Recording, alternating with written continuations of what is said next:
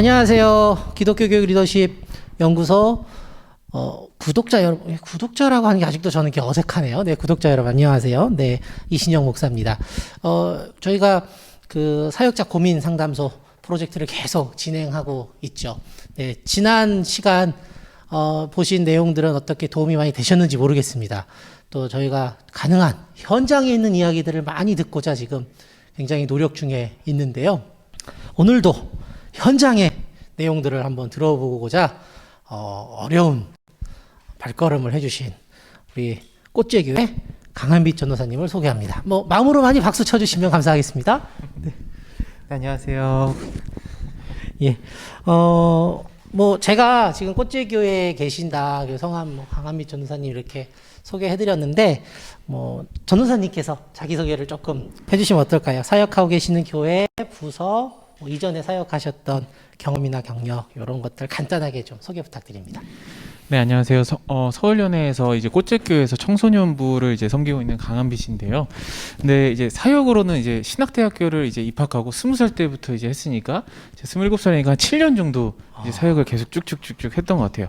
그래서 이제 군대에서는 이제 군종병 사역을 했었거든요. 그래서 군종병 사역을 하면서 이제 연수로는 이제 7년 차로 이제 사역을 하고 있는데요. 그래도 물론 믿음의 선배님들이 많이 도와주시고 이렇게 해서 제가 이 자리까지 사실 오게 된 것 같아요. 네. 군종병이셨답니다. 네. 저희 연구소에 군종병 출신 몇 있죠. 네. 저를 비롯해서 저희 소장님이 군종 목사셨고, 네. 군종병과 아주 사랑합니다. 네. 저는 얼떨결에 군종병 해가지고, 네. 자, 이렇게 7년 동안 사역을 하셨고, 제가 알기로는 거쳐오신 교회가 꽃제교회까지 한 3번째 교회 정도 되시는 네, 걸로. 네. 그러니까, 그리고 청소년 사역도 충분히 하셨고 해서 아마 오늘 우리가 같이 나누려고 하는 이야기에 많은 노하우들과 이야기들을 이야기해 주실 수 있을 것 같아요. 저희 그 사역자 고민 상담소 프로젝트가 어떤 프로젝트냐면 사역을 처음 하시는 전도사님들, 네, 그리고 사역을 좀 하신 목회자나 전도사님들께 도움을 좀 드리고자 하는 건데, 제가 감히 아마 사역 처음 하시는 분들이 제일 많이 보시지 않을까 싶어요. 이제 오늘 전도사님하고 저희가 나누려고 하는 내용이, 전도사님께서 지금 청소년 사역하고 계시잖아요. 네. 그 청소년들하고 관계를 만들어가는 그런 이야기들에 대한 내용들을 같이 이제 이야기를 나눠보려고 합니다.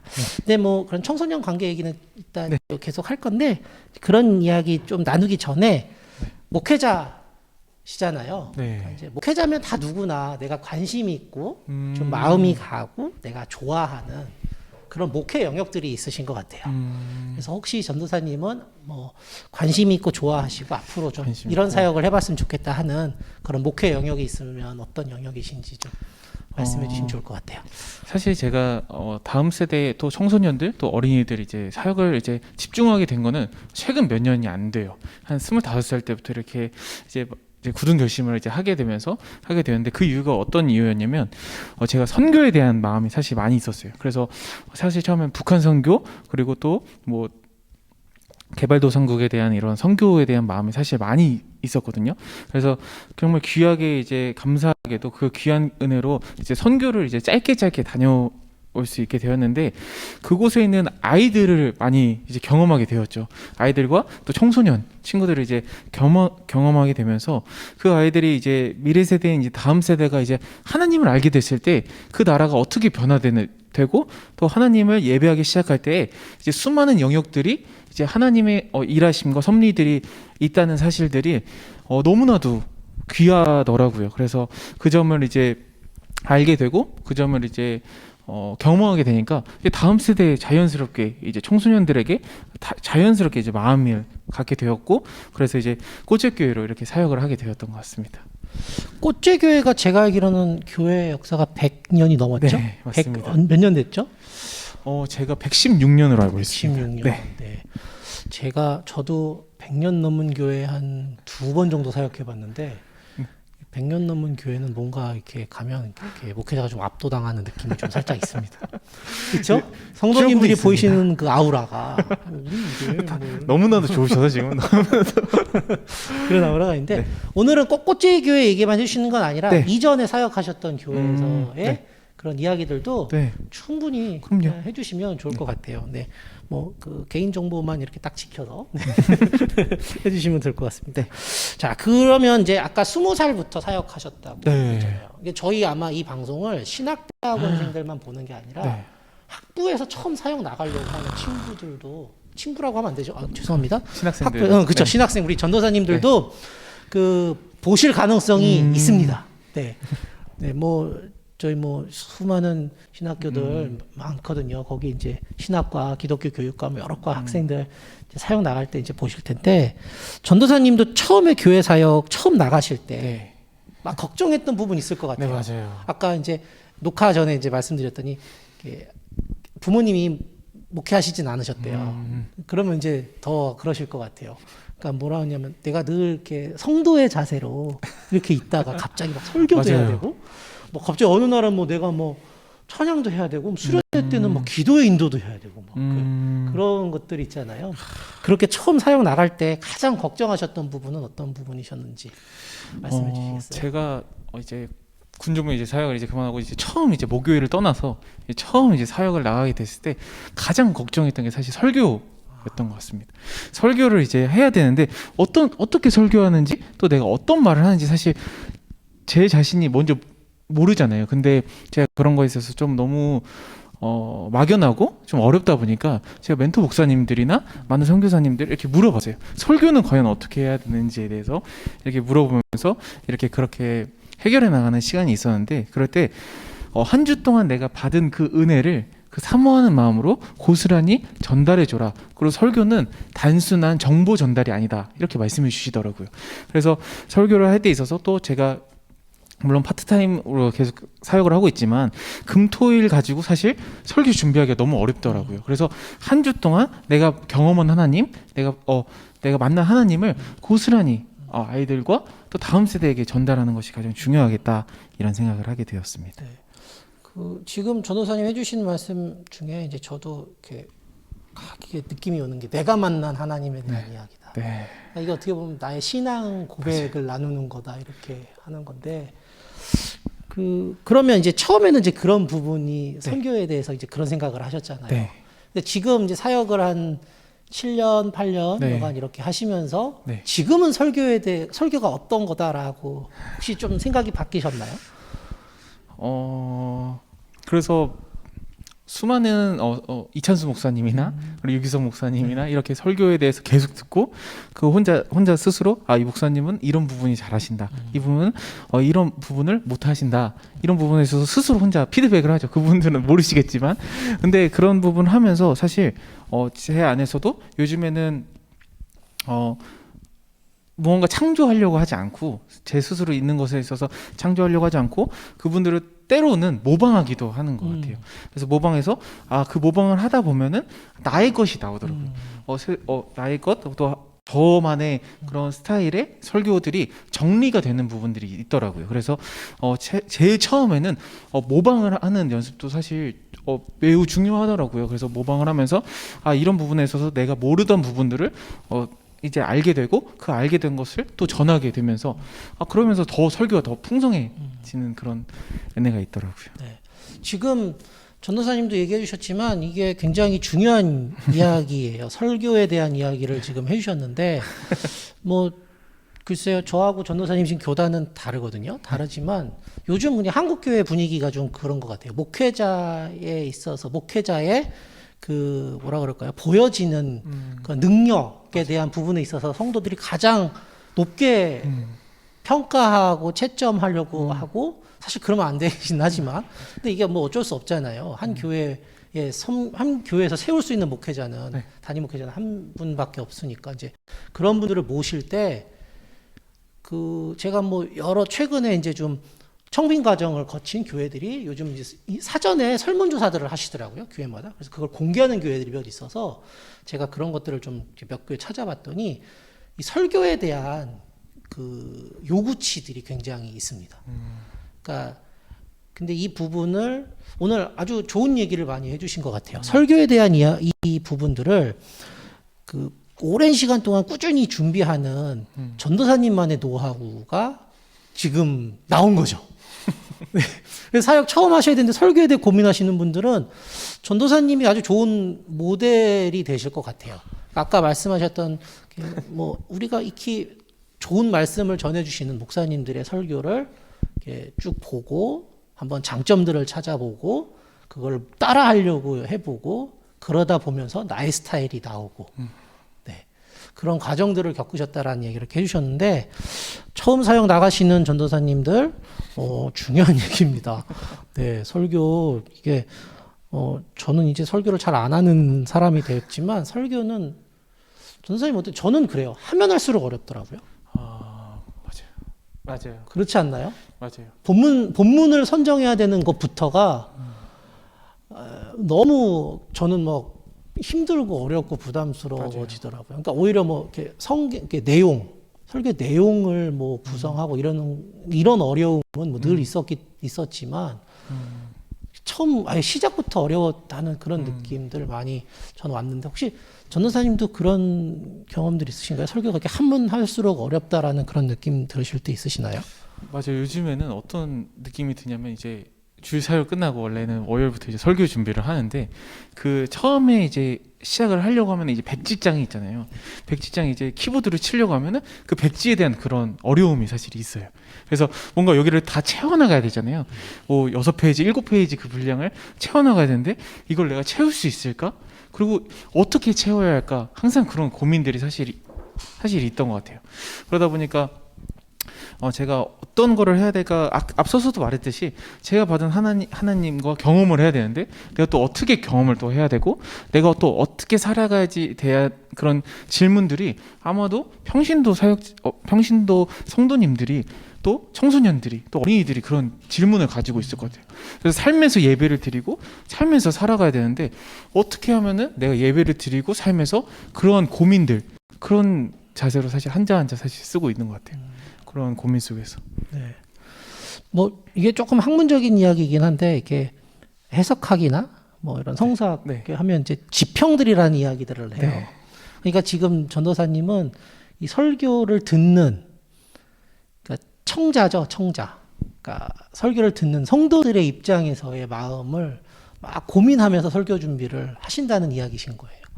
그러니까 이런 과정들이 참 우리 목회자들이 많이 하는 말이죠. 말씀으로 몸부림친다. 맞아요. 뭐 이 과정인데 이 과정이 쉽지만은 않은 것 같습니다. 근데 뭐 이 유튜브 방송 보고 계신 우리 구독자 분들만 우리 사역을 준비하시는 분들만 그런 고민하시는 게 아니고 7년째 하시는데도 고민하신다잖아요. 네. 저희 아버님 24년 단독 목회 하시는 듯 아직도 하시더라고요. 네. 네, 저는 얼마나 자유로운지 모르겠습니다. 네. 예. 자, 그럼 이제 뭐 지금까지는 네. 우리 강한빛 전도사님의 그런 살아온 여정, 네. 사역하신 여정에 대해서 이제 좀 들어봤고요. 이제 본격적으로 한번 그 사역에 있어서에 대한 이야기들을 좀 나눠보려고 합니다. 이번에 드리는 질문은 좀 점수화돼서 좀 먼저 여쭤보고 그리고 나서 좀 구체적인 이야기들을 좀 들어보려고 해요. 네. 그 뭐냐면 교회 사역을 하시는데 네. 청소년 사역을 지금 하시잖아요. 네. 우리 부서 청소년, 우리 네. 아이들과 네. 내가 관계가 네. 나와 우리 청소년, 우리 아이들의 관계가 내가 생각하기에 우리 학생들 생각하는 거 아니고요. 전도사님 생각하시기에 10점 만점에 몇 점 정도 되겠나? 10점 만점에 네. 저는 8점에서 9점 정도 되지 않을까. 8점에서 9점. 네. 자, 좀- 평균 8.5점으로 네. 가겠습니다. 네. 8점에서 9점. 왜 그 1점에서 네. 1.5점 정도는 깎으셨어요? 뭐 그냥 겸손해야 되니까 깎으신 건가요? 아니에요. 그렇진 않고요. 제가 점점 이제 물론 나이가 많으신 이제 청소년 사역자분들도 계시지만 제 안에 그런 고민들이 있더라고요. 제가 점점 이제 성숙해지고 나이가 많아질수록 아이들이랑 관계하는 게 너무나도 힘든 그런 시간들이 있었거든요. 저 안에서도. 그 이유가 어떤 거냐면 제가 아이들이 쓰는 용어를 가끔씩 모를 때가 있더라고요. 그래서 뭐 PTSD인가요? 요즘에 유행하는 PTSD를 제가 네이버에 찾아보고 그런 거를 제가 노력하지 않으면은 이 청소년들이랑 관계하기가 어렵구나 그런 생각이 들 때 점점 제가 청소년들이랑 나이가 지나면 지날수록 조금씩 간극이 생기는구나 이런 생각이 들었고 그래서 저를 봤을 때 제가 청소년일 때 또 저를 담당했던 전도사님들 또 목사님들 얼마나 노력을 하시고 애쓰셨을까 그런 생각들을 많이 하게 되었습니다. 지금 뭐 이렇게 어려운 부분 이야기 네. 하나 해주셨어요. 뭐냐면 이렇게 아이들이 쓰는 용어를 못 네. 알아듣거나. 근데 뭐 뒤에 이제 MZ 세대에 대한 저희 시그니처 퀘스천 나오니까 그때 이제 또 하겠지만 네. 사실 느끼시지 않으세요? 예전에는 뭐 10년 정도 차이 나야 뭐 이렇게 뭐 세대 차이 난다는데 맞아요. 이제는 이게 4, 아니에요. 5년인 것 같아요. 네. 맞나요? 저는 4, 5년 정도로 그것도 긴가요? 3년 정도인 것 3년이 같아요. 요즘에는 더 짧아졌네요. 네, 3년 정도인 것 같습니다. 저도 이제 구닥다리 아저씨가 돼버렸습니다. 네. 아직까지 저도 뭐 보니까 MZ 세대 마지막 끝차라고 하는데 저는 이제 아닌 것 같아요. 네. 근데 이제 뭐 얘기는 중요한 게 아니고 전도사님께 이제 또 여쭤보고 싶었던 거는 네. 이제 아까 좀 어려운 부분 얘기해 주셨는데 그래도 8.5점까지 네. 줄 수 있는 네. 그 관계에 있어서 잘하는 부분들이 있으실 것 같아요. 맞아요. 장점들. 그러니까 부족한 거는 누구나 사람이니까 다 있죠. 근데 하지만 그 부족함을 충분히 메꾸고도 넘칠 만큼의 전도사님만의 그 청소년들하고 관계를 만들어 가신 장점이 있으실 것 같은데 뭐 한 두 가지 정도 혹시 있으시면 얘기해 주실 수 있을까요? 일단 첫 번째로는 학생들과의 관계는 그렇게 어려운 편은 아니거든요. 물론 언어적인 부분에서는 사실 어렵지만 학생들이 저를 부를 때 전도사님이라고 사실 부르진 않아요.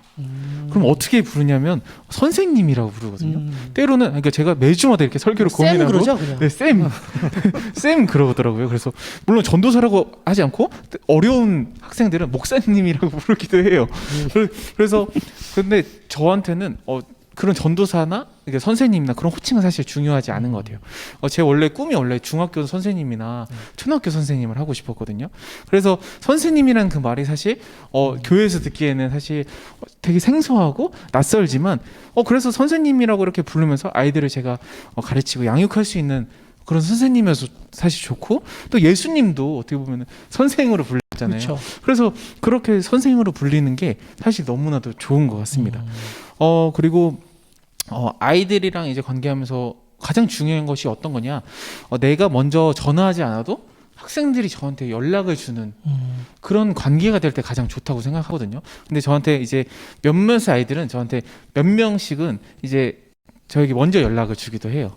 그래서 그렇게 연락 주는 학생들이랑 그럴 때 너무나도 감사하고 너무나도 약간 뿌듯한 그런 마음들이 있거든요. 제가 먼저 찾지 않아도 학생들이 저를 먼저 찾는 관계, 그리고 제가 먼저 연락하지 않아도 아이들이 저를 먼저 기대고 의지할 수 있는 그런 관계가 사실 조금 중요하고 사역에 있어서도 저는 필요하다고 생각합니다. 그럼 이 먼저 찾는 관계가 되는 게 저는 제가 네. 알고 있는 요즘 세대 네. 청소년에서는 굉장히 드문 일이거든요. 네, 요즘 맞아요. 친구들은 뭐 나한테 1도 필요 없어요. 눈길조차 안 주는데. 맞아요. 맞죠? 근데 이런 관계까지 네. 뭐 10명이 다 10명이면 10명이 다 그렇지는 않지만 한두 네. 명 그렇게지만 아니 한두 명이라도 네, 그런 관계가 되는 게 쉽지 않은데 맞아요. 그런 관계까지 뭐 가셨던 결정적인 뭐 계기나 사건이나 뭐 그런 것들이 좀 있을 것 같은데 뭐 실례가 안 되면 하나 얘기해 주시면 안 될까요? 그런 모먼트적인 그런 것들은 어떤 예가 있었냐면 제가 어떤 한 학생이 회장이었는데 한 학생이 이제 회장이다 보니까 제가 더 잘해주고 더 이렇게 친밀하게 지내려고 되게 애를 썼어요. 근데 아무리 제가 애써도 이제 뭔가 잘 안 되는 관계에 있어서 조금 점점 뭐라 해야 되나 가까워진다는 느낌이 아니라 그 자리 계속 그 자리인 거예요. 이제 매주가 지나면 그 자리에 있고 매주가 지나면 그 자리에 있고. 네. 근데 그 친구가 안경을 쓰고 있었거든요. 근데 저도 어렸을 때부터 계속 안경을 썼는데 안경이 계속 불편한 안경을 쓰고 있었어요. 혼자 테이프를 붙이고 이런 안경을 썼는데 그런 안경을 쓰면서 저도 그럴 때가 있었거든요. 저도 안경에 이제 테이프를 붙이고 그렇게 하고 있었는데 그 안경을 고쳐줘야지 하고 있었어요. 근데 그 가정이 뭐 가난하거나 그렇진 않거든요. 근데 부모님의 관심을 사실 많이 받지 못하고 많이 사랑을 받지 못한 가정이라는 것은 조금은 알고 있었어요. 그래서 그 안경을 몇 년 정도 썼냐 물어봤는데 7년 정도 썼다고 하더라고요. 그래서 이제 성장기다 보니까 안경에 있어서 눈 피로감도 굉장히 높고 시력도 점점 더 안 좋아지잖아요. 안경을 저도 어렸을 때 썼는데 네. 보통 한 1년에 한 번씩 시력 네, 검사 맞아요. 다시 해서 렌즈를 바꿔줘야 되는 맞아요. 네. 렌즈를 꼭 바꿔줘야 되고 안경도 이제 휘니까 네. 태가 휘니까 바꿔줘야 되거든요. 그래서 제가 7년 동안 뭐 부모님이 거의 뭐 관심을 안 가지셨다는 거죠. 그래서 청소년기 시기도 하고 고등학교 이제 2학년 친구인데 지금은 2학년 친구인데 그 친구의 안경을 사실 한번 바꿔줬어요. 바꿔주니까 그 친구가 이제 마음의 문을 열더라고요. 그런 사건들이 사실 계속 날마다 있으면 좋겠지만 그런 학생들이 이제 점점 이제 많아지려고 저도 고민하고 아이들에게 다가가려고 하고 아이들에게 관심 가지려고 물어보기도 하고 그렇습니다. 뭐 작은 것을 잘 관찰해 주시는 거예요. 네. 그러니까 아이의 그 뭐라 그럴까? 그 상황을 그냥 순간만 보는 게 아니라 뭐 어느 기간부터 어느 기간까지 뭐 정한 건 아니지만 네. 쭉 꾸준히 아이를 보면서 이 아이가 어떤 부분에 있어서 부족하겠구나, 어떤 부분을 내가 채워주면은 좋겠구나 이런 것들. 예, 이게 그 뭐라 그럴지 이렇게 사람을 판단할 때 이렇게 딱 한 면만 보고 판단할 수는 없는 거잖아요. 네. 우리 아이들도 다 그런 것 같아요. 요즘 아이들 사실 뭐 다 풍족하거든요. 대부분. 맞아요. 풍족해요. 제가 알기로는 꽃제교회가 이렇게 위치도 이렇게 뭐라 그럴까 이렇게 부유하다고는 아니지만 이렇게 부족하지 않은 그런 환경에 있는 교회고 학생들도 그 근처에서 이제 많이 올 거라는 생각을 하니까 근데 이제 그럼에도 불구하고 그렇게 부족함, 그러니까 뭐랄까 마음의 정서적 허기죠. 맞아요. 네, 그런 허기들을 가지고 있는 친구들을 먼저 이렇게 찾아가서 그 허기를 이해해주고 하고 공감해주고 그런 부분이 아마도 전도사님께서 청소년들하고 관계를 잘 해나갈 수 있는 그런 힘이 아니신가 싶네요. 네. 자, 이거하고 연결돼서 또 이제 드리는 질문인데 이거는 그냥 어디까지나 전도사님의 생각을 여쭤보는 건데 청소년들하고 관계하시면서 가장 중요하게 생각해야 되는 가치가 있을 것 같아요. 어떤 거라고 생각하세요? 가치는 어떤 것이 있을까요? 저는 최대한 아이들이랑 관계하면서 제가 가르치려고 하더라고요. 아이들이랑 학생들이랑 이제 관계를 하면서 그냥 이렇게 편하게 얘기하면 되는데 제가 무의식적으로 약간 가르치려고 너 그거 아니야. 너 이렇게 해야 돼. 너 그렇게 하면 안 된다. 너 이렇게 해야지.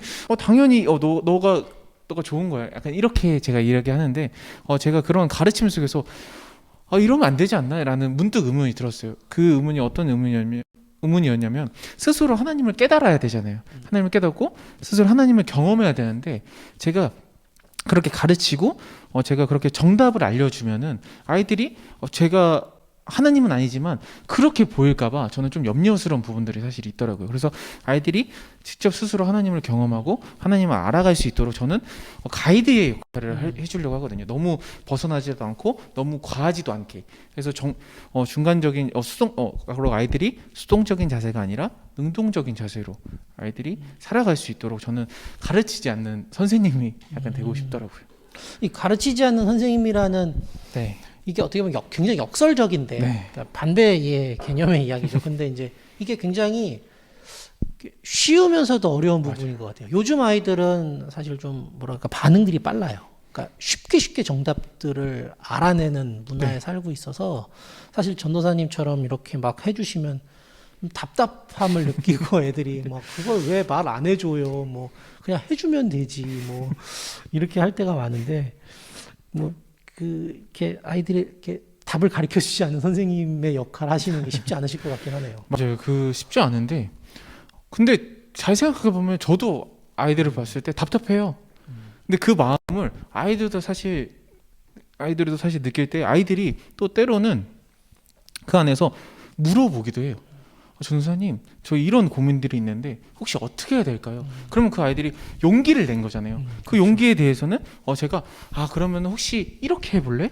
저렇게 해볼래? 이렇게 용기를 낼 수 있도록 아이들을 계속 독려해주면서 칭찬해주면서 또 때로는 아이들이 너무 다가온다. 그러면 제가 또 거리를 두기도 하죠. 사실 거리들을 두고 기다리는 그 시간들이 사실 저 안에서도 사실 쉽지 않거든요. 학생들도 쉽지 않겠지만 그래서 저는 거리를 두면서 아이들이 다 모든 것을 다 알지 않아도 잘 살아갈 수 있다는 것을 또 때로는 그런 가르침을 사실 알려주고 싶더라고요. 그래서 정말로 또 아이들의 또 소중한 이야기를 사실 제가 들으려면은 제가 가르치면 안 되잖아요. 아이들의 이야기를 저는 더 많이 듣고 싶거든요. 학생들의 이야기를 더 많이 듣고 학생들이 그런 자기가 소중한 것들, 자기가 가지고 있는 소중한 달란트들을 저한테 이야기해 줄 때 저는 그거 것만으로 사실 기쁘고 행복하더라고요. 네, 그래서 아이들이 그런 학생들일수록 이제 그런 소중한 것들을 더 많이 알려줄 수 있도록, 더 그런 소중한 자기 안에 소중한 것이 있다는 것을 알 수 있도록 그렇게 그런 아이들이 될 수 있도록 저는 양육하고 있습니다. 그러니까 그 마음 안에 보물이 있다는 거. 네, 맞아요. 표현이 이런 표현이죠. 교회에서 맞아요. 많이 하는 표현이죠. 맞아요. 너의 마음 속에 있는 보화를 맞아요. 네가 찾아봐라. 뭐. 근데 그 말은 하지 않아요. 그 말은 하지 않지만 결국에는 그거죠. 그 이제 맞아요. 이런 마음으로 기다려주는. 네. 네.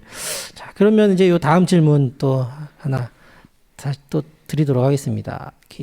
전도사님이 바라보는 네. 청소년의 이상적인 모습. 그러니까 청소년은 좀 이래야 돼. 그러니까 우리가 갖고 있는 고정관념이 아니고요. 지금 사역 현장에서 보시면서 청소년은 좀 이래야 돼. 라는 그런 이상적인 모습이 있으실 것 같아요. 저는 제가 바라는 거랑 이상이랑 사실 현실이랑 사실 조금 동떨어져 있지만 제가 정말 이상적인 모습은 청소년들이 주체가 되어서 예배 드리는 것이 사실 저희 바람이거든요. 그래서 지금 처음에 왔을 때 아이들이 예배를 드릴 때 찬양할 때 이렇게 박수를 치어야 되잖아요. 대부분 치나요? 안 쳐요. 아, 절대 안 치지 않나요? 네, 그래서 박수를 치라고 해도 아이들이 제가 그렇게 해도 아이들은 박수를 치지 않으니까 일어나는 건 절대 안 하죠. 요즘도. 그래서 몇 명은 해요. 아, 일어나요? 몇 명은 오. 하는데 착한 학생들은 하는데 어마어마 잘 듣는 애들이구나. 네, 말을 대부분 잘 듣더라고요. 근데 아이들이 그렇게 학생이 주체가 되는 예배가 되어야 되는데 아이들이 현실은 박수도 치지 않고 약간 수동적인 자세, 예배에 있어서는 사실 수동적이더라고요. 아이들이 놀라 그러면은 아이들이 굉장히 능동적으로 밝히잖아요. 근데 아이들이 예배를 드릴 때는 굉장히 수동적인 자세가 되더라고요. 그래서 이 수동에서 능동으로 어떻게 바뀔 수 있을까에 대해서 계속 고민을 하고 있고요. 그래서 지금 현장에서 예배 드리기가 사실 어려운 환경이잖아요. 코로나로 인해서 계속 어려운 환경 속에 있는데, 그래서 소수 인원만 이제 모여서 이제 예배를 드리려고 할 때 저는 가장 중요하게 생각하는 거는 교사가 아니라 학생들을 먼저 부르려고 했어요. 교사 선생님들이 물론 현장에 나와서 예배를 드리는 것도 중요하지만 제가 학생 찬양팀을 사실 교회에 와서 세웠거든요.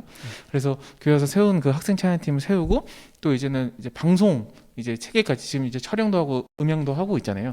그런 음향까지도 만질 수 있게 지금 학생 찬양팀과 그런 PD와 편집자를 이제 구했어요. 그래서 학생 찬양팀 지원을 받아서 아이들이 이제 이번 주부터 계속 찬양 카메라로 찍고 이제 찬양도 이제 직접 부르면서 그렇게 하고 있는데, 그렇게 이제 점점 능동적인 이제 자세로 아이들이 바뀔 수 있도록 이렇게 지도하고 그런 역할들을 하고 있습니다. 뭐라 그럴까요? 예배를 관람한 스포츠 경기 맞아요. 보듯이 관람하는 게 아니고 그 맞아요. 예배 안에 자기가 뭔 역할을 맡아서라도 참여하게 만드시는 거네요. 네. 사실 저도 뭐 예전에 사역하면서 이렇게 제자 훈련 양육 같은 거 할 때 제일 먼저 수정해 줬던 말, 절대 하지 마라. 예배 보러 간단 말 하지 마라. 이 말 제가 하지 말라 그러거든요.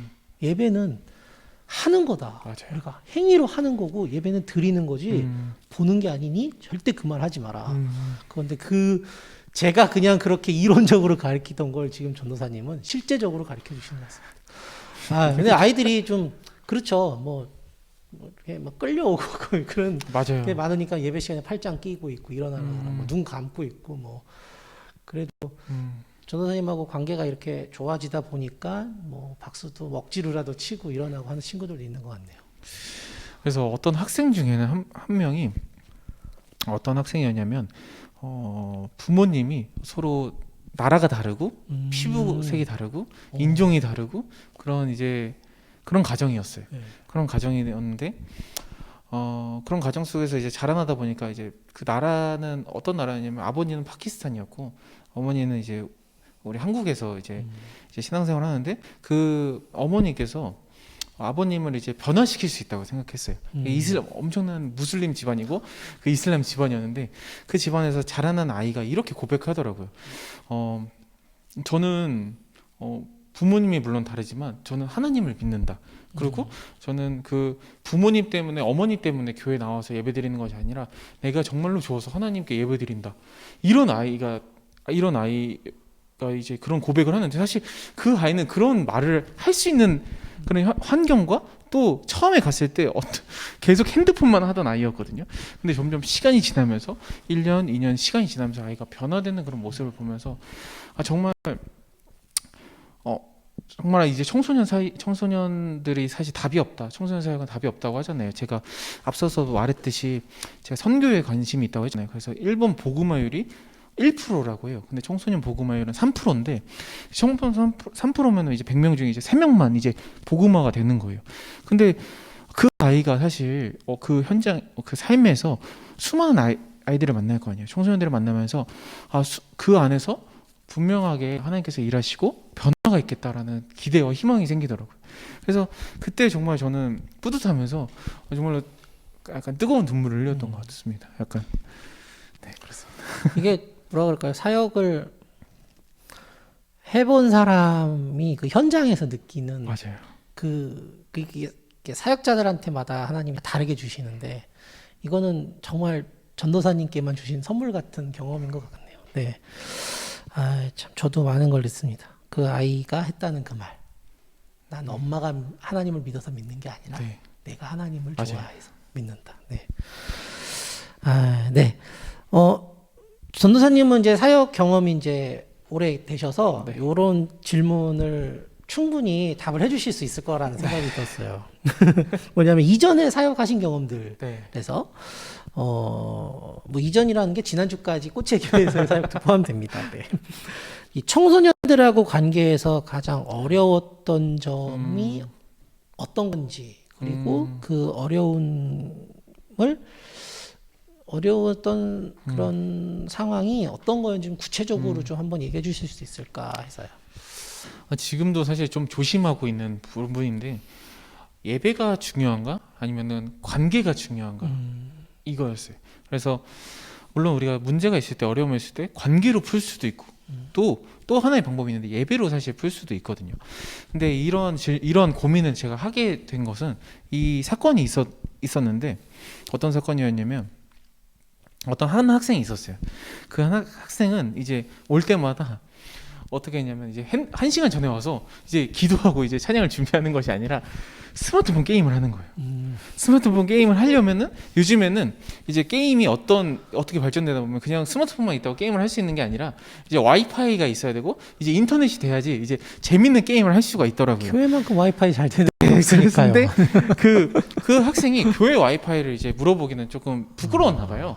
그러다 보니까 이제 예배 1시간 전부터 와서 이제 담임 선생님을 붙잡고 이제 선생님 와이파이 좀 켜주세요. 이제 핫스팟 좀 켜주세요라고 이렇게 얘기했나 봐요. 그래서 선생님은 매주 이제 사랑하는 마음으로 그 학생이 이제 핫스팟도 켜주고 와이파이도 켜주고 맛있는 것도 사주시고 그랬던 선생님이신데 너무나도 감사하죠. 근데 그 선생님이 어쩌다가 한 주 안 나오게 되었어요.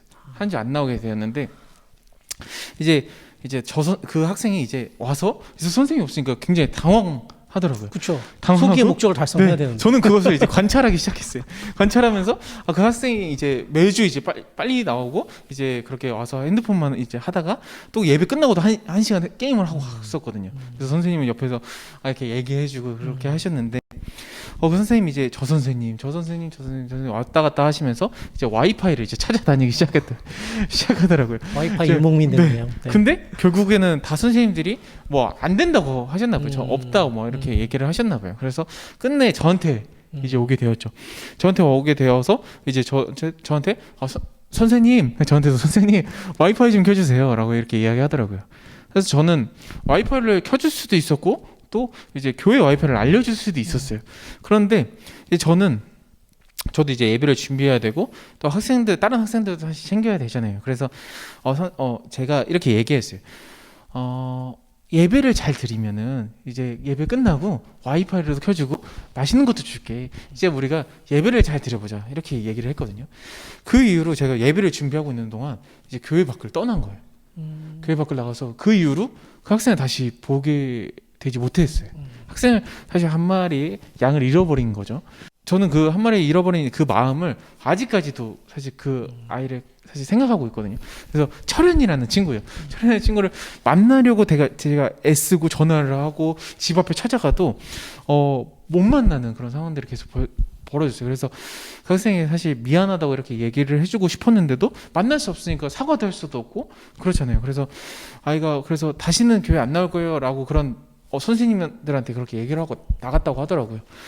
그래서 사실 제가 미성숙하고 부족함으로 인해서 또 지혜롭지 못한 행동으로 한 명의 그 청소년을 교회에서 다시 보지 못하는 그런 안타까운 마음이 사실 저한테 계속 있어가지고, 그래서 저도 학생들이랑 관계할 때 또 어떤 말을 할 때도 되게 조심하려고 해요. 한두 번 생각해보고, 물론 그 말이 틀린 말이 아니잖아요. 예배 드리고 이제 끝난 다음에 이제 와이파이 켜줄게, 약간 저도 그렇게 생활하면서 살아왔기 때문에 그러면 예배 끝나고 게임할 수 있겠다 이런 생각을 사실 저는 할 줄 알아서 그렇게 얘기했던 건데, 그 학생이 저는 언젠가는 이해하겠지만 지금 당장은 그때는 정말로 어려웠겠구나 그런 생각이 사실 들게 되었습니다. 야, 요즘 좀 아이들이 이렇게 뭐랄까 자극에 민감해요. 맞아요. 예, 그래서 아마 어른들은 그냥 좋은 의도로 얘기했지만 그냥 그 순간에 내가 기분이 나쁘면 그냥 네. 다 나쁜 걸로 다쳐버리더라고요. 마음이. 네, 그럴 때가 있죠. 이 어려움을 그래도 좀 뭐 이겨낼 수 있었던, 그러니까 이거보다 더 이 어려웠던 기억을 상쇄할 만큼 뭐 극복하실 노하우가 있나요? 아니면 아직도 조금 마음속에 미해결된 그런 숙제처럼 남아 있나요?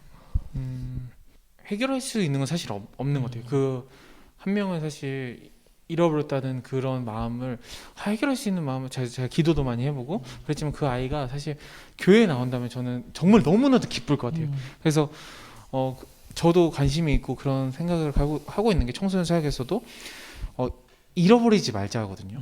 그래서 전도를 열심히 하는 것보다 잃어버리지 않는 게 전 중요하다고 생각해요. 지금까지 아이들이 신앙생활하고 믿게 된 것도 그런 것을 잘 유지할 수 있는 정도만 해도 저는 사역의 절반은 하고 있다고 생각하거든요. 완성은 아니지만 사역의 절반을 하고 있다고 생각하기 때문에 아이들이 떠나가지 않도록, 교회 밖으로 나가지 않도록, 이탈되지 않도록 저는 그렇게 이렇게 선생님들한테도 이렇게 교육을 하기도 하고, 저 스스로도 많이 조심하기도 해요. 그래서 아이들은 사소한 건데 그 사소함으로 사실 상처를 많이 받잖아요. 설교할 때도 아이들이 뭐 예를 들어서 너 그러면 안 돼, 약간 이런 말 한마디라도 사실 상처받을 수 있고 아이들의 마음의 문이 닫힐 수 있기 때문에 저는 그런 부분을 사실 더 조심하고 유의하려고 많이 하는 것 같아요.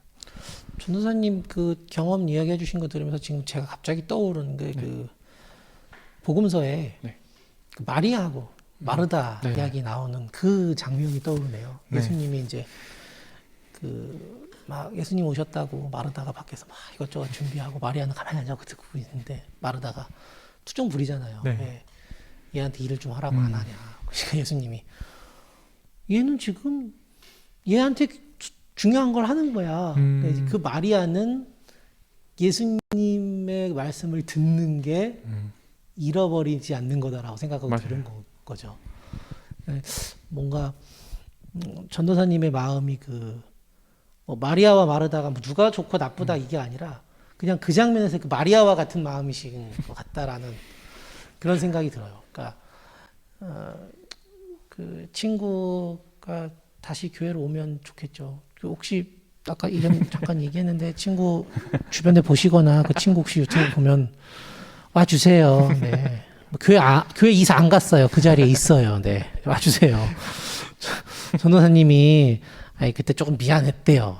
그리고 너도 좀 그렇잖냐 와이파이가. 나이가 몇 살인데 지금.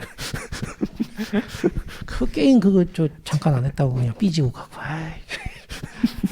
네.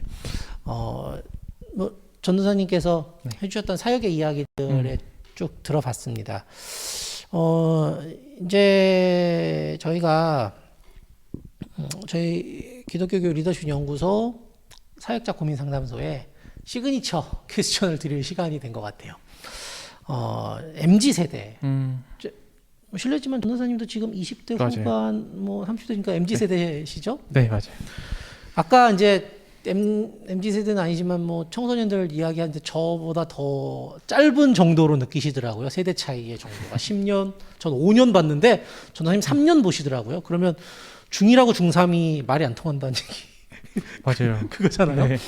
자, 이 MZ 세대, 뭐 전도사님도 MZ 세대 목회자시고, 네. 자, 이 MZ 세대의 목회자들의 특징이 있을 것 같아요. 저희 위에 선배 세대. 그러니까 저하고만도 이미 다를 거고, 저희 윗세대 지금 음. 담임 목회하시는 선배 세대하고는 뭐 거의 다를 것 같은데 그 MZ 세대 목회자들의 특징은 뭔가 전도사님 생각하시기에 그리고 앞으로 MZ 세대 목회자들은 어떤 관점을 가진 목회자들이 될 것 같은가에 대해서 전도사님 생각을 좀 편하게 얘기해 주시면 좋을 것 같아요.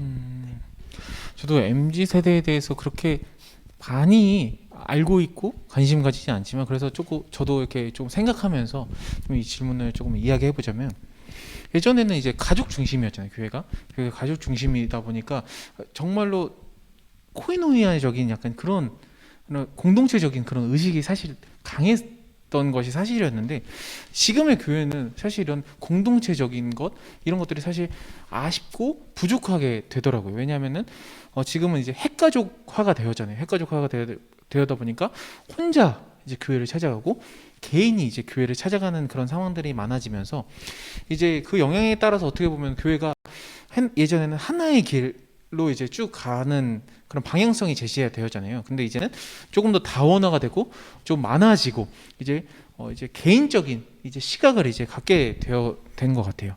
그래서 이것을 그러면 이러한 것이 문제냐라고 이렇게 생각했을 때 이런 편협한 시각으로 이제 바라보는 것이 아니라 이제 조금 더 다원화된 사회에서 좀 다양한 시각으로 이제 개인을 이제 세밀히 살필 수 있게 되고 이런 첫 발걸음이라고 저는 좀 생각이 되거든요. 그래서 예를 들어서 이제 4차 산업 이제 시대가 이제 도래했잖아요. 4차 이제 정보 사회가 이제 들어서 제 친구들과 이렇게 이야기를 해보면은 요즘에 아날로그로 하는 것이 무엇이 있을까에 대해서 좀 고민을 했었거든요.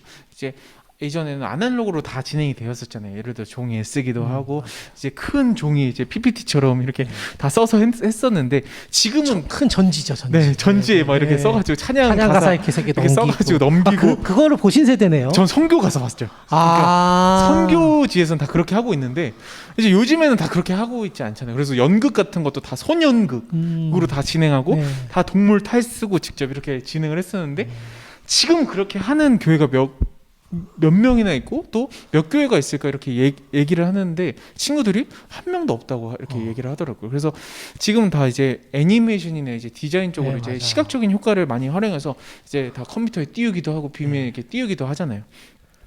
그렇게 이제 활용하는 그런 모습들을 보면서 이런 앞으로 더 많이 발전하겠다 이런 생각이 많이 들었어요. 그래서 꼬초교회에서 저도 이제 사역을 하면서 이제 요즘에 메타버스라는 프로그램 있잖아요. 네. 메타버스라는 그 프로그램, 뭐 게더타운, 뭐 제페토, 뭐 SK에서 뭐 이제 이번에 뭐 새로 나온 그런 프로그램이라든지 그런 프로그램을 많이 활용하면서 이제 마인크래프트죠.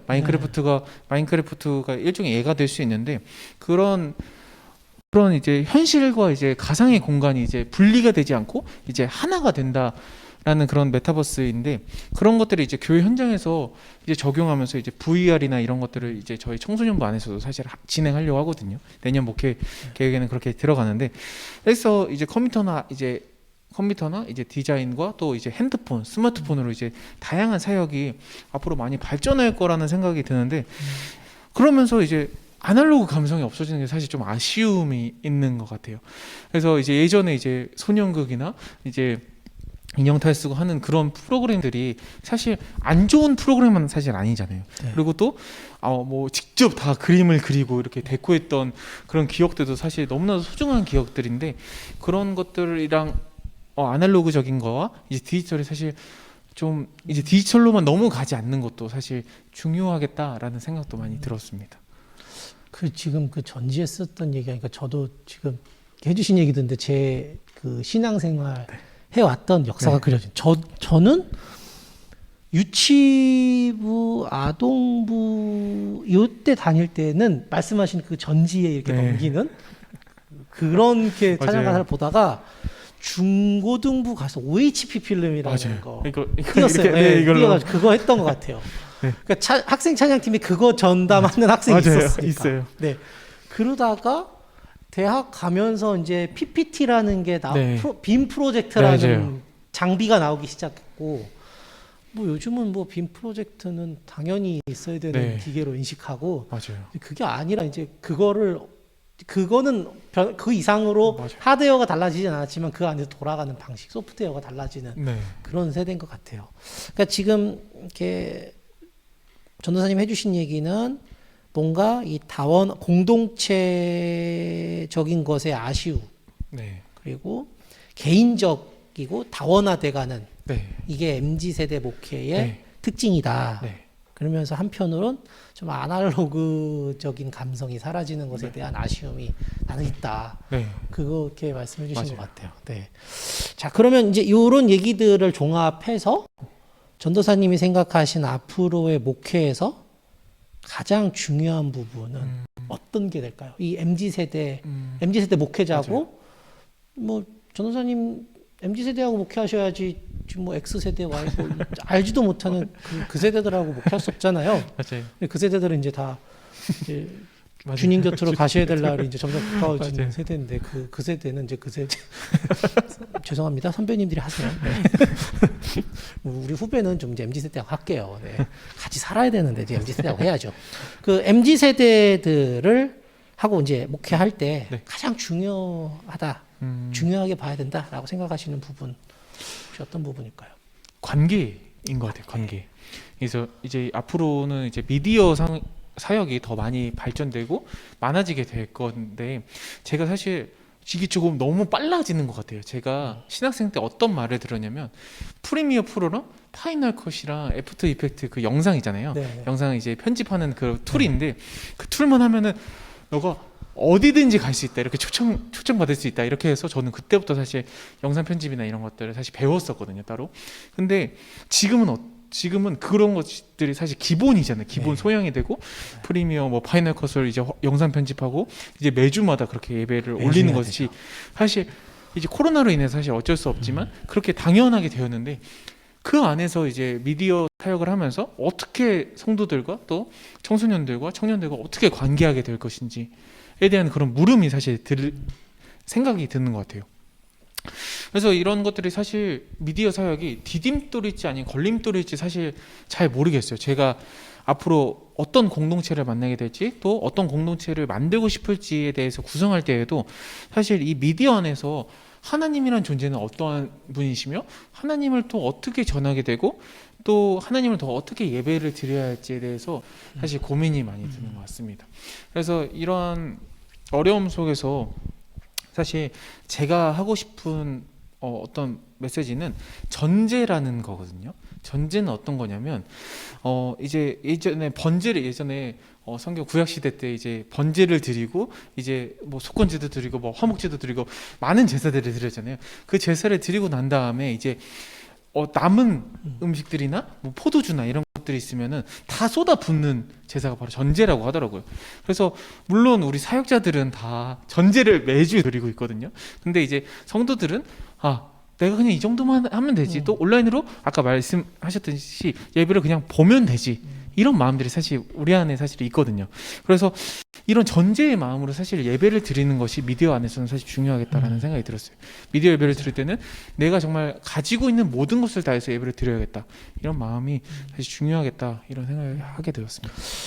뭐 관계에 대한 얘기해 주시면서 이제 미디어 사역, 네. 요즘 이제 교회들이 점점 온라인 교회에 네. 대한 뭐라 그럴까요? 기존에 있던 교회도 네. 온라인 교회를 출범시키고 네. 그거를 독립적으로 나가게 하는 네. 그런 형태의 사역들이 대형 교회에서 좀 일어나는 걸로 제가 좀 보고 있는데 이 부분에 대해서 오늘 전도사님이 굉장히 객관적으로 말씀해 주신 거예요. 이 미디어 사역이 디딤돌이 될 것이냐 걸림돌이 될 것이냐 우리 신앙생활에. 그러니까 뭐 좀 보수적인 입장에선 이건 걸림돌이다.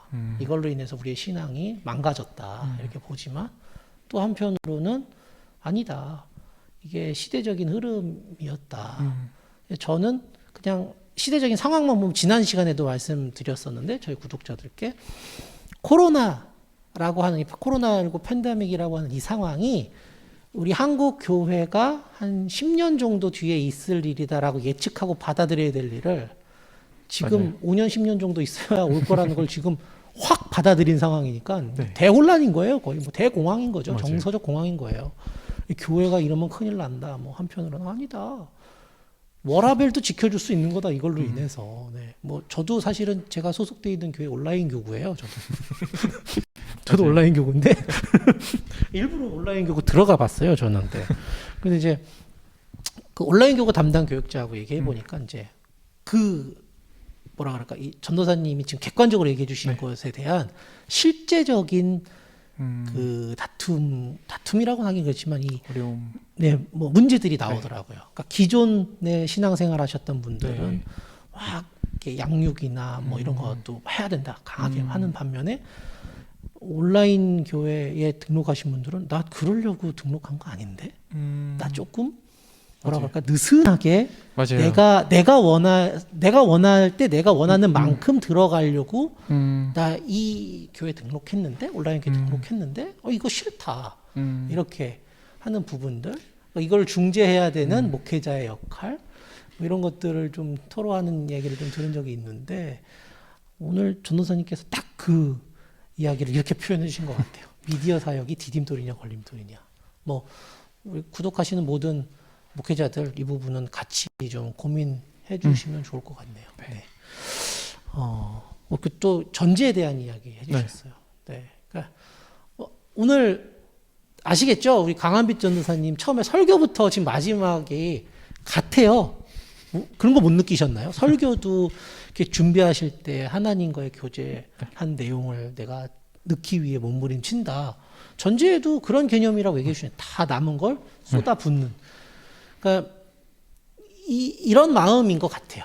네, 목회자들은 뭐 목회를 잘하고 못하고 뭐 그걸 평가하는 것 자체가 저는 말이 안 된다고 뭐 그걸 평가할 수 있는 건 하나님밖에 없고 다만 내가 하나님 앞에 목회, 그러니까 사역, 설교 모든 나의 이런 활동들을 그러니까 뭐라 그럴까요?